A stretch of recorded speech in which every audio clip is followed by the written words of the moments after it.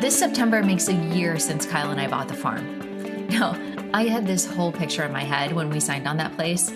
It was going to be just like those perfect images that you see on Instagram, the picture perfect garden that grows enough food to feed your entire family. And of course, have our perfectly behaved chickens happily free ranging in the beautiful pasture with wildflowers kind of sprinkled throughout. Those chickens not having a care in the world about any of the predators that might snatch them up. Now, I, of course, would suddenly have all the time in the world to make farm-to-table meals, my own bone broth, and even grow my own loofahs.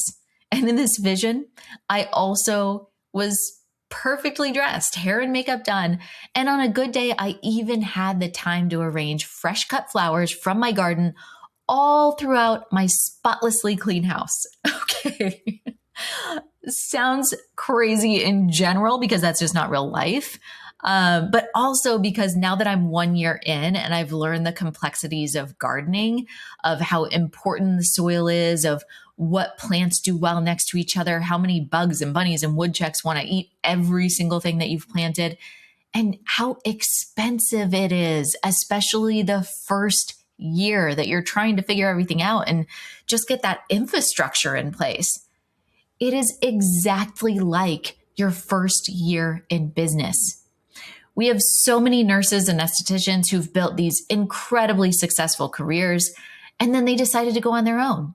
They had this romantic vision that they were going to have the time freedom and financial freedom that they desired. They were going to have this team that just worked so cohesively that their patients would flock to them the minute that their doors opened. And they go out and they take action. And just like my first year on the farm, they realized it's really freaking hard. Now, we are in our 12th year here at Addo Aesthetics. So while I remember that the first year was hard, it was also a really long time ago. It's sort of like remembering the newborn stage when you have a 12-year-old. You went through it. You know the intensity of it. But it's not the same as the exhaustion that so many of us feel in our bones during those years. Now, having this first year on the farm was such a great reminder for me and the lessons that we learn in business about how to move through that season. And that's exactly what I'm incorporating into the day-to-day at the farm. Now, my biggest lesson, systems equals freedom. And today we're going to be talking about a few systems and beliefs around profit.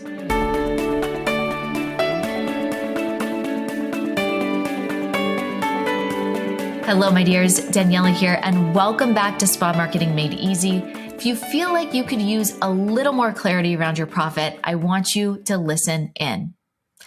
A full book looks like abundance from the outside, booked out, busy, growing. But busy has never once ever told me whether something is actually working underneath.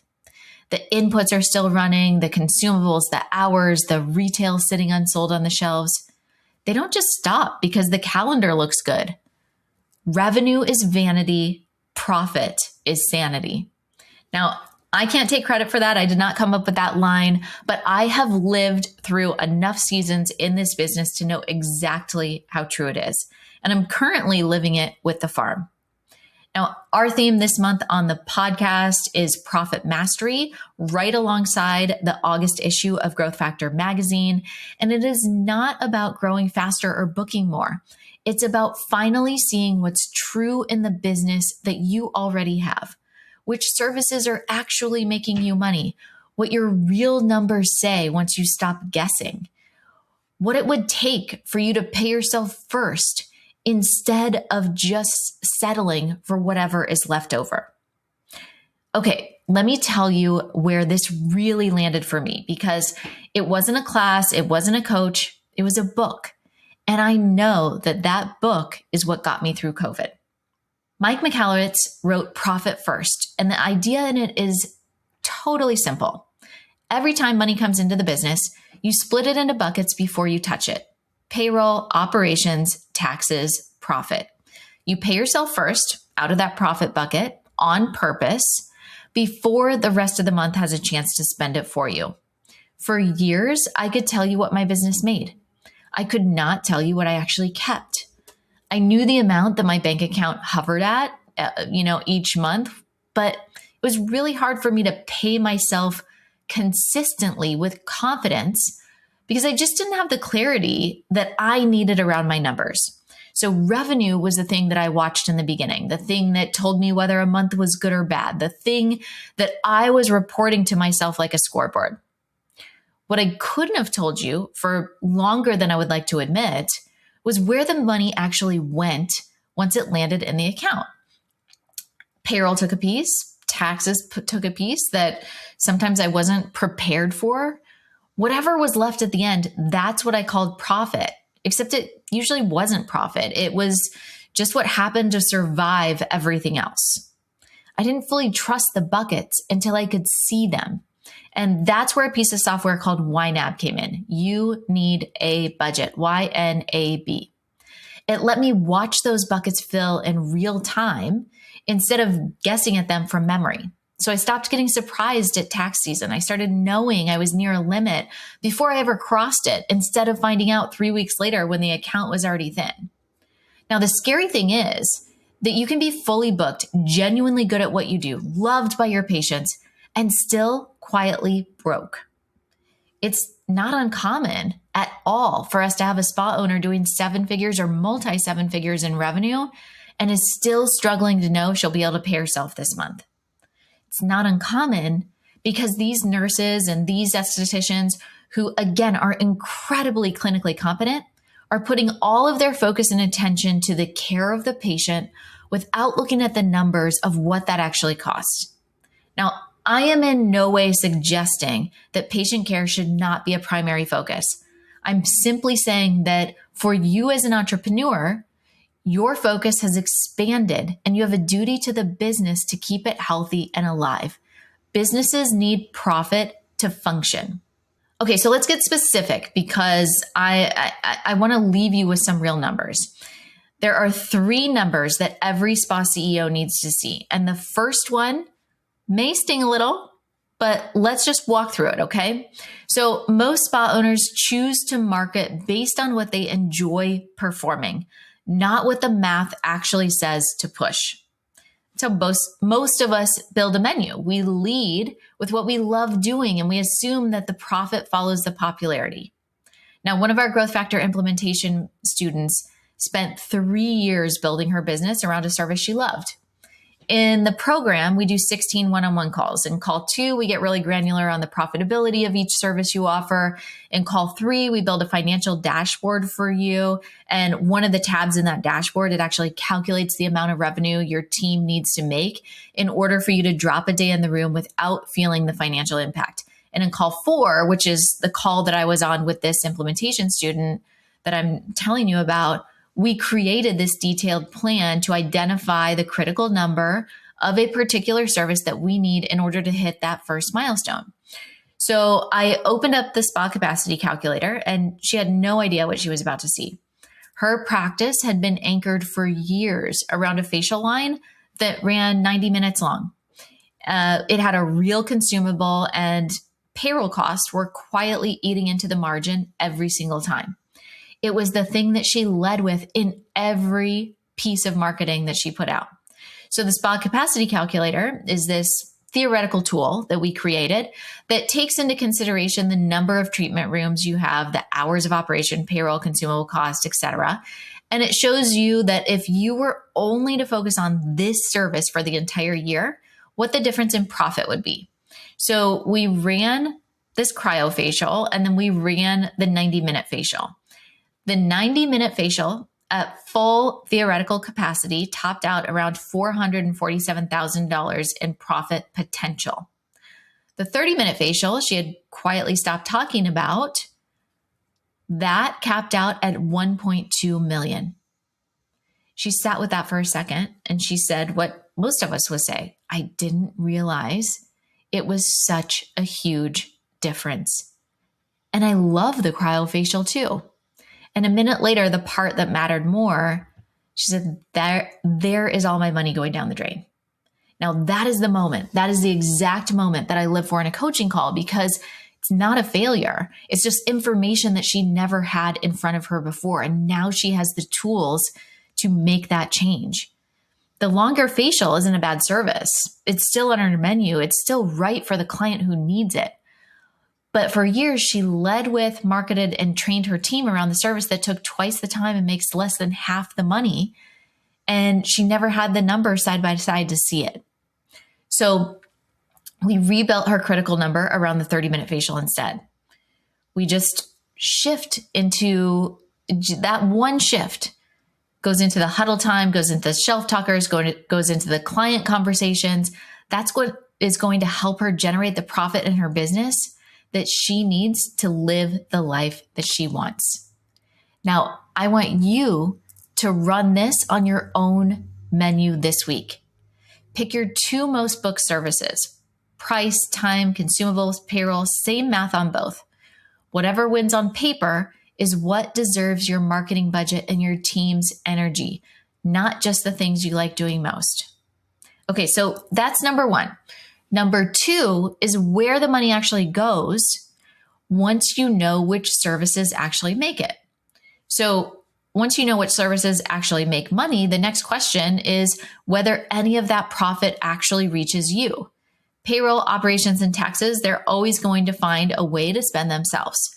Profit only survives if you decide ahead of time that a piece of every dollar belongs to you before anything else touches it.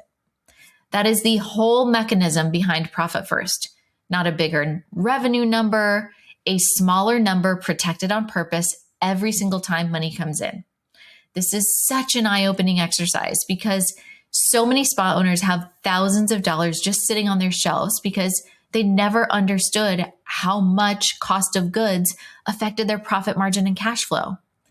Numbers are the language of your business, and it is so vital for you as an entrepreneur, as a spa CEO, to get comfortable with them. Okay, and number 3, the buckets only work if you can actually see them.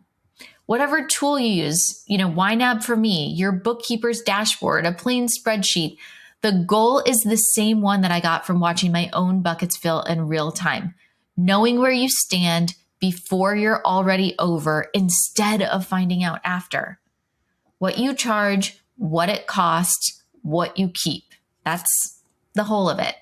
Not a bigger number on the books, a clearer picture of what is actually true. Okay, here's the belief that I want to shift today, because I think that this is sitting underneath a whole lot of other things in this episode. There is an association with corporate greed and profits that I think spills down into small business. And I think it subconsciously makes women feel bad or greedy or not focused on the impact that they want to make in their community if they are focused on profits. That keeping more of what you make means that you care less about your clients or your team. That is untrue. Wanting profit does not make you the bad guy. The belief that wanting profit makes you the bad guy produces some of the most talented, hardest working women in this industry running businesses that make just enough to survive because keeping more of it feels like greed instead of stewardship. Now, here's what I've watched happen over and over again in this community. When a woman in spa has money, she reinvests it into her team, into her community, into her family in ways that ripple out further than her 4 walls ever could on their own. When she has both money and time freedom, she gets to walk her kid to school. She gets to walk them to the bus stop on a Tuesday afternoon and still run a business that supports a team of employees who depend on her. She gets to live a both-and lifestyle instead of choosing between the two. Your profit isn't just a number on a spreadsheet. It is what funds the version of you who has the bandwidth to be the CEO, the visionary, the leader, instead of the person doing every single treatment in the building. And your team is watching what you do with money, not just what you say about it. You can write a mission statement about taking care of your people, but if you're scarce and short with your staff every single time a bill comes due, that is the culture that you are building, no matter what a handbook says. Profit protected on purpose is what lets you lead instead of just survive. Now, remember, your schedule can be full, busy, and admirable from the outside, and it can still be quietly costing you more than it's giving you back until you sit down and actually look. The business that survives isn't the one that looks the fullest from the outside. It is the one whose owner finally sat down and looked. Now, before I let you go, I'm going to shift gears here for a minute. I want to let you in on a little something that has been brewing behind the scenes. There is a change coming for this show later this year. I'm not ready to talk about it yet, but I want you to be the first to hear it from me before it's anywhere else. It is me stepping out of my comfort zone in the best way possible. So stay tuned for more details coming soon. Okay, my dears, here is your assignment.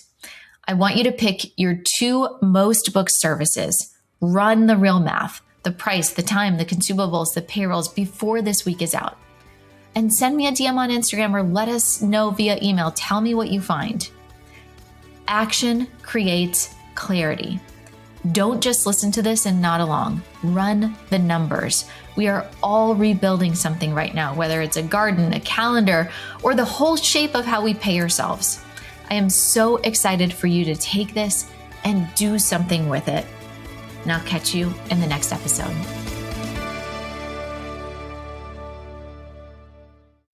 Quick reminder before you leave, if your spa growth still depends on you doing more, it's time for a shift. Watch The System Shift, a free training designed to help spa owners break past that $25,000 to $35,000 month plateau without adding more treatment hours. You'll learn the CEO level systems that help you scale while protecting your time, your values, and your peace. Go to grow.autoaesthetics.com/podcast and watch The Systems Shift. That's grow.autoaesthetics.com/podcast.